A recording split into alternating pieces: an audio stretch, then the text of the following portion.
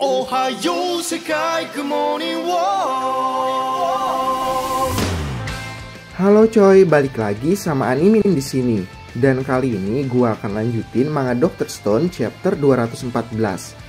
Nah, pada chapter sebelumnya kita kan udah lihat bahwa setelah kedatangan Ukyo dan Yo yang mengantarkan Medusa dengan baterai berlian yang baru kepada Senku, Senku pun menerimanya lalu memasukkan baterai berlian baru buatan Joel ke perangkat Medusa terbaru yang Senku dan krunya dapatkan dari Pulau Harta. Setelah berhasil mengaktifkan kembali Medusa, Senku pun memasukkan Medusa tersebut ke dalam sebuah tabung hampa udara yang bertujuan agar Medusa bisa lebih terlindungi dari oksigen yang bisa membuat komponen Medusa korosif dan menjaga agar Medusa tidak dapat aktif karena tidak adanya udara yang bisa merambatkan suara sampai ke Medusa. Sayangnya pada saat Medusa telah berada dalam sebuah tabung hampa udara yang dikunci di dalam sebuah brankas, tiba-tiba Medusa tersebut aktif dengan sendirinya dan mulai mengeluarkan sinar pembatuan. Lalu kejadian-kejadian menarik apa aja yang terjadi pada chapter kali ini? Kita putar intronya dulu coy.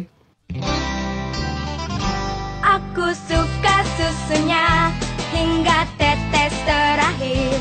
Aku suka coklatnya hingga tetes terakhir.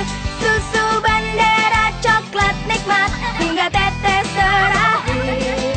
Susu bendera coklat hingga tetes. Setelah meletakkan Medusa di sebuah tabung hampa udara, Senku dan krunya pun terlihat mulai meninggalkan ruangan tempat Medusa tersebut disimpan.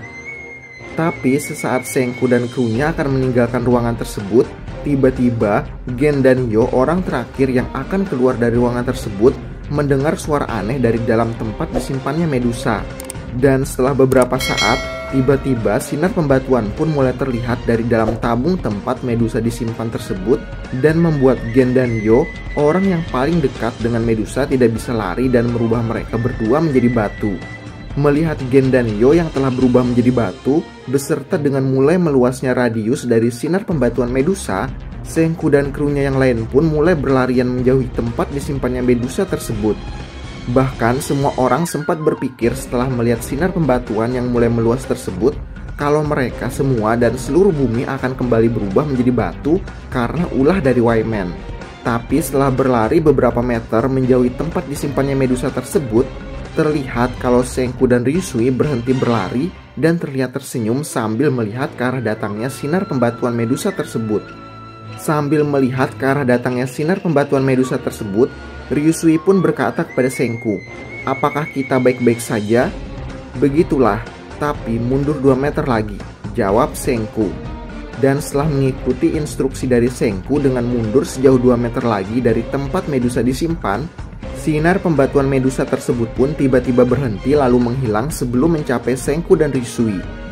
Dan setelah sinar pembatuan Medusa tersebut menghilang, dengan sambil tersenyum, Senku pun menjelaskan kepada semuanya tentang karakter dari sinar pembatuan Medusa.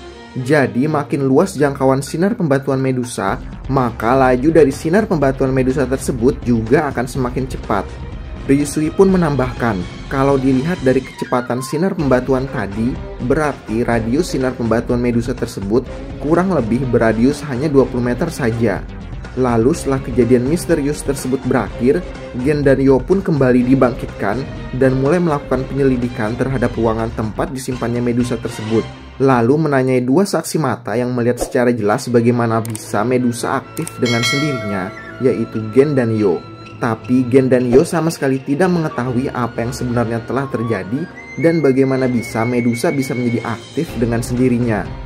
Lalu Gen pun mulai menceritakan bagaimana urutan kejadian hingga sampai Medusa mengeluarkan sinar pembatuan.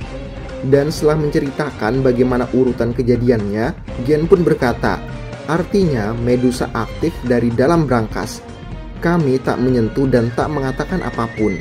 Dan setelah mendengarkan penjelasan dari Gen tersebut, semua orang pun kembali menjadi bingung dan saling bertanya satu sama lain tentang bagaimana bisa Medusa mengaktifkan dirinya sendiri dan mengapa Medusa tidak kembali menutupi seluruh bumi jika Medusa bisa mengaktifkan dirinya sendiri. Dan setelah melihat kepanikan dan kebingungan yang terjadi, Kohaku pun berkata, "Aku tak yakin apa yang harus dilakukan sekarang, tapi kita harus cepat menemukan Wyman." karena hanya Wyman satu-satunya yang bisa menjelaskan kejadian yang baru saja terjadi. Tapi mengingat bahwa dirinya belum menemukan cara untuk membuat roket pulang pergi, Krum pun berusaha untuk mengulur waktu dan berkata, "Tapi tunggu, apa yang akan kalian lakukan di bulan?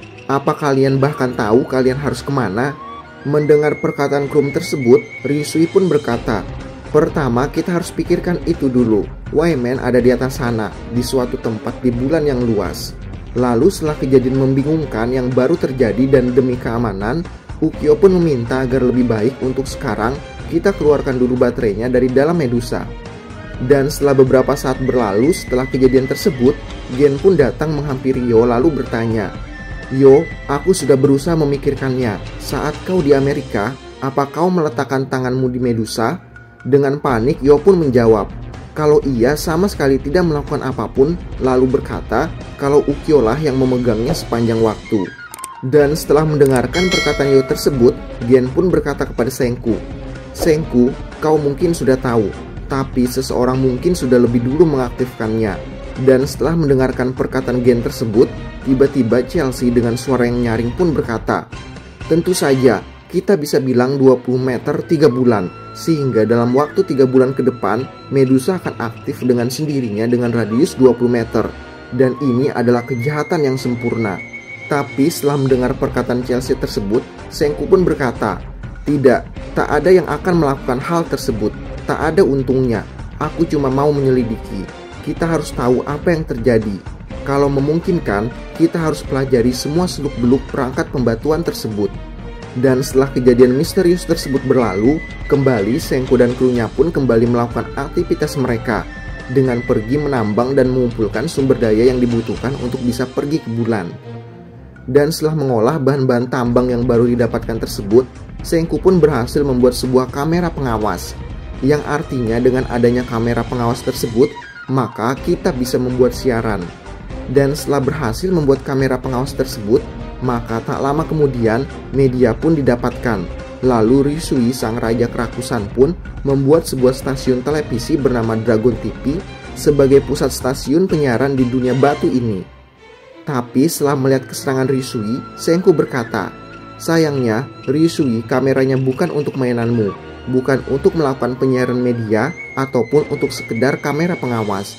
Ada cara yang 10 miliar kali lebih baik. Untuk menemukan Wyman di bulan, bahkan dengan teleskop yang tepat, kita tak akan bisa melihat apapun dari bumi. Tapi jika kita menempatkan lensa di luar angkasa dan mengirimkan videonya kembali ke bumi, kita bisa menyelidiki permukaan bulan." Dan setelah mendengarkan perkataan Senku tersebut, semua orang pun mulai terkejut dan berkata, "Tidak mungkin, maksudmu?" Melihat teman-teman yang terlihat terkejut akan apa yang akan dikatakan oleh Senku, Senku pun berkata, "Tepat, untuk menemukan Wyman di dunia batu ini, kita akan membangun satelit.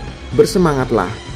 Lalu apakah Senku nantinya akan berhasil menemukan lokasi keberadaan Wyman di bulan setelah membuat dan meluncurkan satelit ke luar angkasa untuk memecahkan kejadian misterius yang terjadi dengan Medusa? Nah, itu dia coy, manga Dr. Stone chapter 214. Penasaran sama kisah selanjutnya? Kita lanjut ke chapter berikutnya aja ya coy. Terima kasih sudah menonton video kali ini. Jangan lupa like, komen, dan subscribe.